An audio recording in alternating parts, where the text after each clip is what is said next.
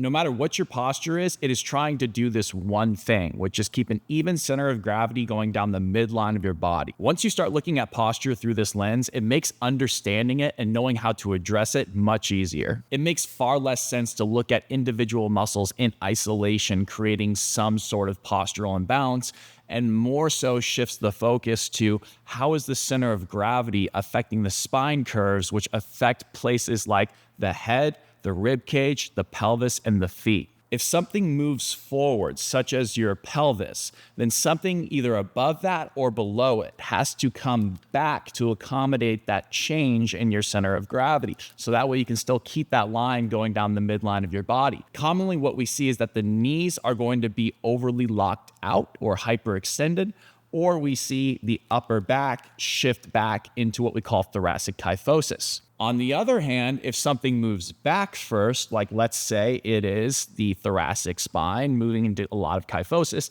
then something has to come forward to accommodate that now backwards shifted center of gravity at the upper body. So the head is going to come forward. Now, don't get me wrong, muscles are important, but they are not the primary driver in the majority of cases as to why posture develops the way that it does. I encourage you to start looking at posture through this lens because once you do, it starts to make a lot more sense and it's hard to go back.